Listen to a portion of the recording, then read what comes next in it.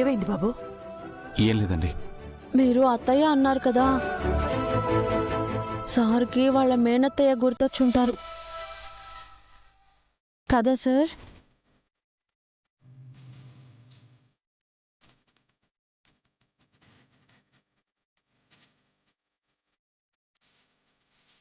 అవునా బాబు?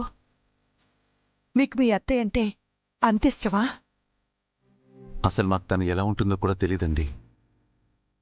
నేను చిన్నగా ఉన్నప్పుడే తను ఇల్లు వదిలి వెళ్ళిపోయిందట.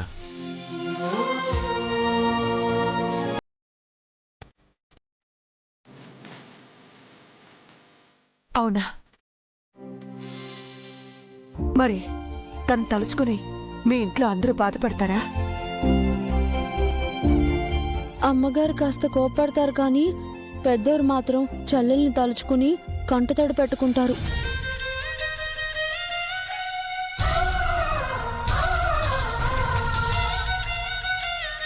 మా పెదనాన్న తన చెల్లెల్ని చాలా మిస్ అవుతున్నారు. అది చూస్తూ మేము బాధపడ్డం తప్ప ఏమీ చేయలేకపోతున్నాం. ఇంతమంది ప్రేమ దూరం చేసుకున్న నేను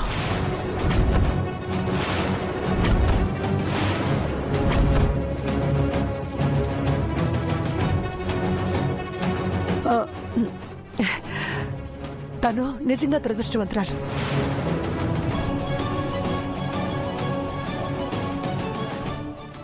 నేను వెళ్ళి భోజనం ఏర్పాట్లు చూస్తాను. లచ్చమ్మ నాతోరా.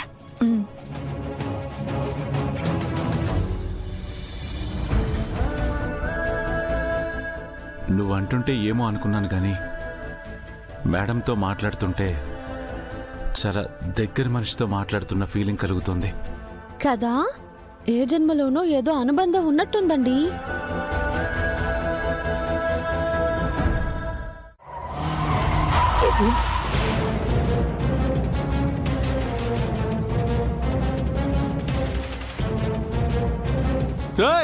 ఏటి కళ్ళు కారు డిక్కెట్టుకుని కారు తోలుతున్నావేంటి? డ్రైవింగ్ రాని పదివాడు కారు వేసుకొచ్చాడు రోడ్డు మీదకే. ముందు ఆ దిక్కుమాల కళ్ళతోటి తీసి నడుపు. ఏట్రా నువ్వు మాట్లాడేది? ఏటా బాబాయ్ నువ్వా? ఒరే రంగా నువ్వా? ఏడు బాబాయ్ అలా చూసుకోకుండా వచ్చేస్తాను. నువ్వే మీదకొచ్చి నన్నటవేటి? మళ్ళీ కూడా చూసుకోకుండా వచ్చేది ఎలాగా?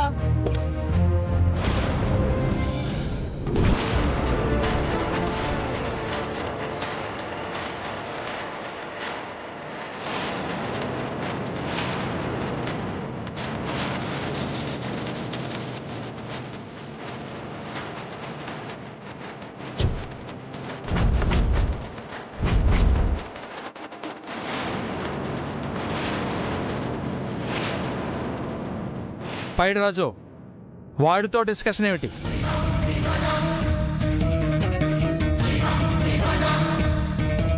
రాస్కెల్, అసలు వీడికి డ్రైవింగ్ వచ్చా? సార్ మావాడే సార్, నాకు తెలిసినోడే సార్.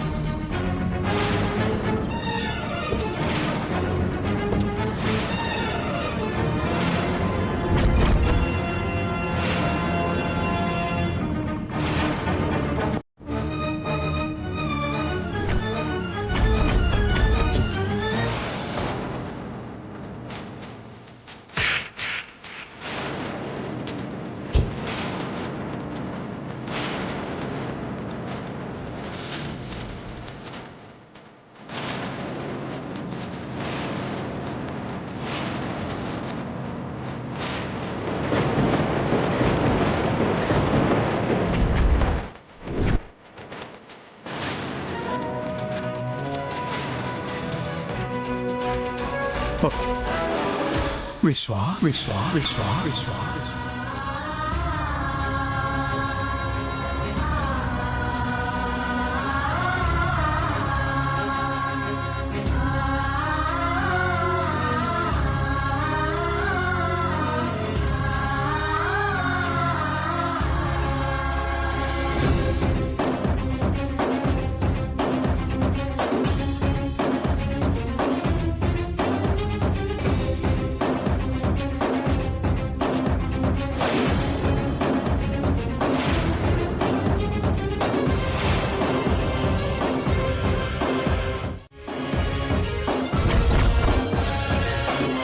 మీరా విజయేంద్ర ప్రతాప్ గారు?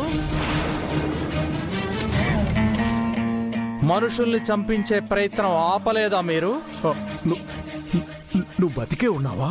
అవును, నీ పాపం నీకు గుర్తు చేయటానికే ఇంకా నేను బ్రతికే ఉన్నాను.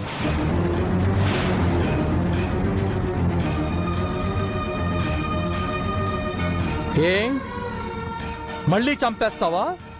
ఇంకా ఎన్ని పాపాలు చేస్తావు?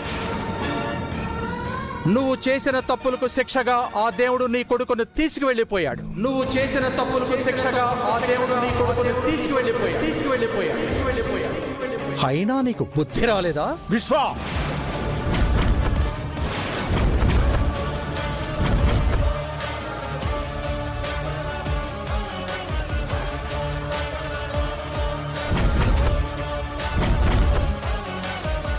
ఓ నమస్కారం సిస్టర్. మీ ఆయన చేసిన తప్పుల్ని గుర్తు చేస్తుంటే ఈసారికి కోపం వస్తోంది. మా ఇంటి ఆడపిల్లని ప్రేమ పేరుతో మాకు దూరం చేసి ద్రోహం చేసింది నువ్వు విశ్వా.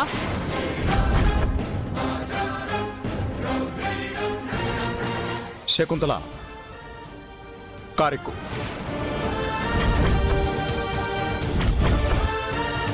రంగా, మాయా, కార్తీ.